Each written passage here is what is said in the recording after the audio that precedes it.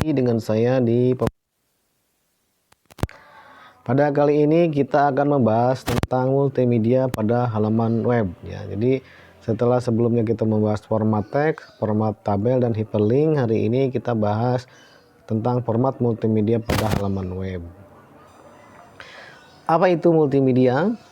Multimedia terdiri dari subkata yaitu multi dan media. Jadi multi itu artinya banyak atau beragam, sedangkan media sendiri berarti alat atau sesuatu yang digunakan untuk menyampaikan informasi atau pesan. Nah, multimedia dapat diartikan sebagai alat-alat yang digunakan untuk menyampaikan informasi. Nah, apa saja yang alat-alat tersebut yang termasuk dalam multimedia?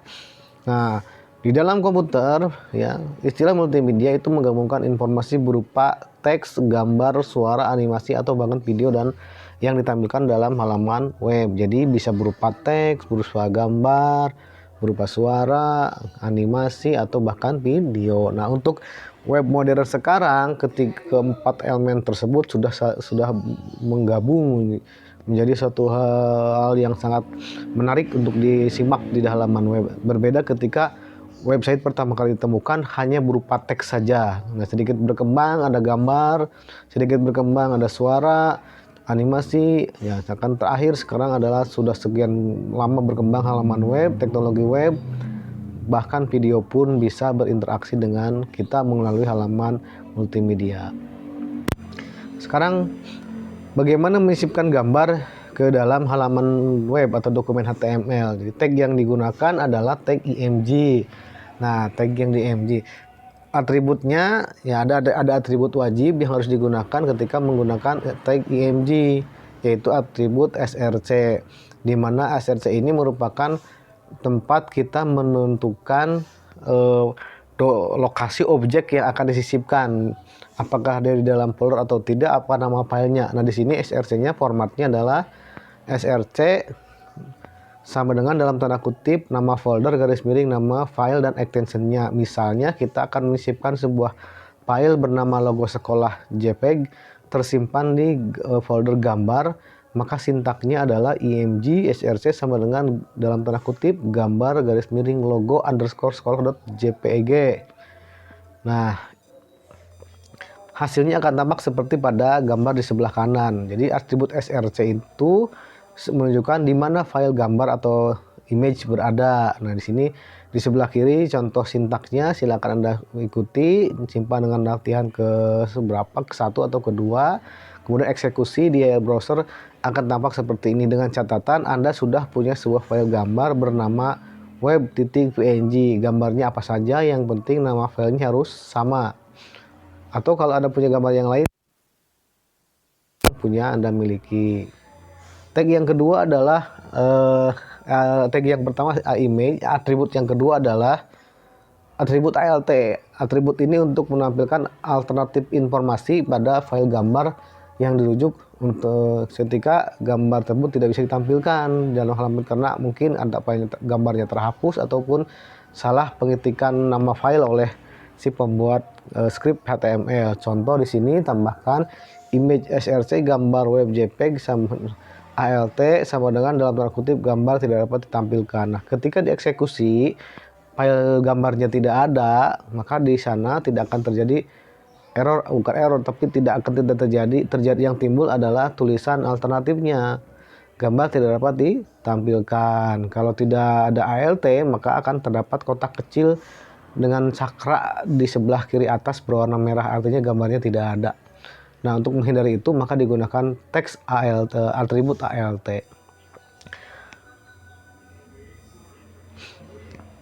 Atribut yang ketiga untuk tag image adalah border.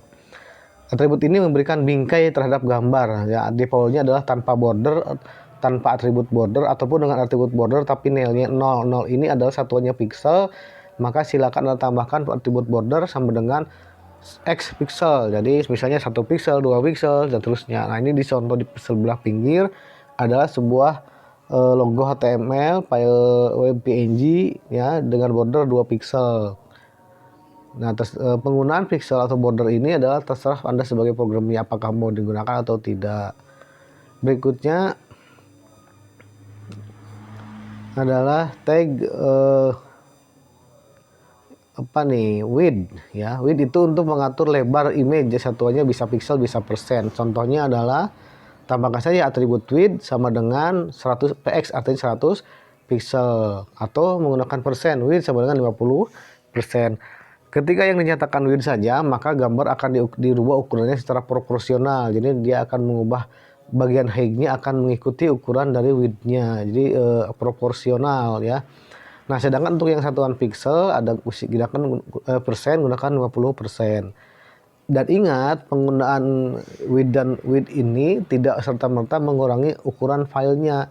Jadi ketika ada sebuah gambar ukuran filenya 4 MB dengan kedalaman resolusi misalnya 2000 pixel, digunakan width jadi 50%, tampak gambarnya kecil, itu tidak serta memperkecil ukuran gambarnya. Jadi hati-hati penggunaan gambar pada halaman web, jangan sampai loading halaman web menjadi lambat karena gambar yang digunakan memiliki resolusi yang tinggi.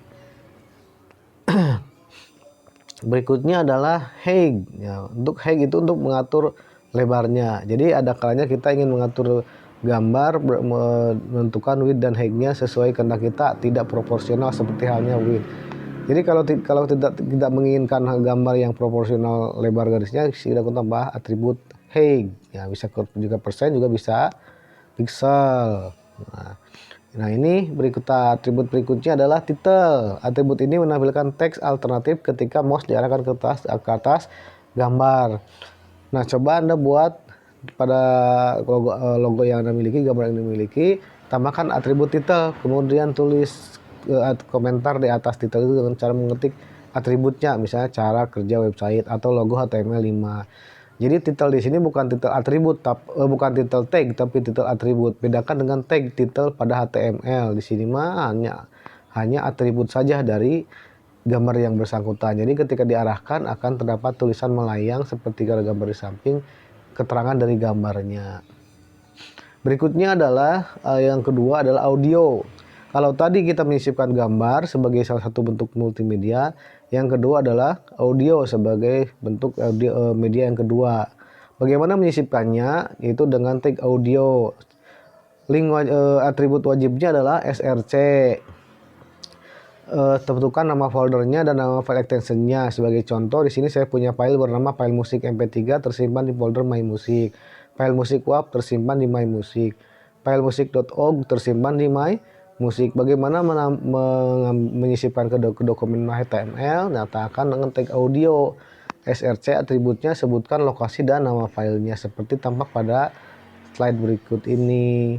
Hasilnya akan tampak seperti ini ya. Jadi di sini kita gunakan atribut dasarnya adalah src. Jadi ketika Anda mengetik audio src di layar, ketika jalankan tidak tampil apa-apa ya.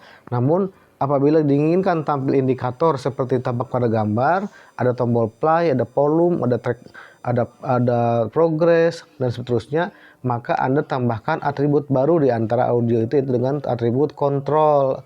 Dengan atribut ini akan menampilkan kendali musik seperti tombol play, stop, dan pengaturan volumenya. Berikutnya adalah atribut loop. Berikutnya atributnya adalah loop ya. Jadi nah, loop ya. Atribut loop artinya atribut ini akan memainkan file audio secara terus-menerus meskipun file musik telah selesai dimainkan, maka dia akan balik lagi ke awal terus berputar. Akan berhenti kalau Anda menekan tombol stop pada kontrol audio. Nah, selanjutnya adalah autoplay. Atribut autoplay ini adalah atribut yang berfungsi untuk memainkan file audio secara otomatis saat dokumen hypertext dijalankan. Jadi, ketika kita membuka sebuah halaman file HTML, ketika tag audio memiliki atribut autoplay, maka dia akan secara otomatis memainkan file musik tanpa kita menekan tombol play musik tersebut. Nah, ini adalah contoh lengkap daripada atribut audio. Ada control, ada autoplay, ada loop, dan src. Berikutnya adalah tag video. Nah, setelah audio kita namakan tag video. Tag video berbeda dengan tag yang image dan audio. Tag image dan audio tidak memiliki pasangan tag penutup dan pembuka, sedangkan tag video memiliki pasangan pembuka dan penutup. Tagnya adalah video. Nah, bisa terus yang menjadikan source-nya adalah atribut, yaitu adalah tag source dengan atribut src. Sedangkan tag video sendiri berpasangan video pembuka dan video penutup, seperti tampak pada script di slide ini. Nah, berikutnya tag besar. Ini adalah tag pada audio. Ya, ada video.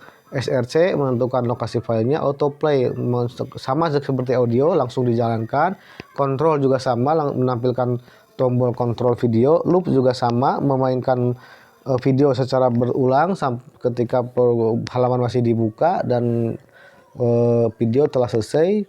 Width dan height mengatur lebar dan tinggi. Audio sama prinsipnya seperti penggunaan di audio.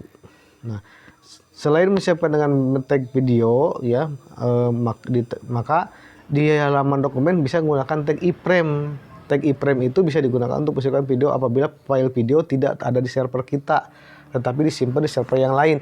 Misal di video di YouTube, video di yang lain ya, di server video yang lain, layanan video yang lain. Nah, itu gunakan iframe. Cara pengguna iframe adalah tag yang berpasangan iframe dan tutup iframe. Adapun contoh lengkapnya seperti ini. Iframe src sebutkan link videonya, tutup iframe. Di sini contoh iframe menyisipkan link video YouTube di halaman website kita. Jadi iframe src halaman YouTube. Nah, maka di sini frame border atributnya untuk iframe satu frame border. Kalau frame border artinya frame-nya menggunakan border. Ini sama dengan atribut border pada tag image ya. Tinggal isi saja 1, 2, 3 dan seterusnya ya. Maka akan tampak frame-nya. Pada prinsipnya sama dengan tag audio, video dan image, yaitu ada height, width, src.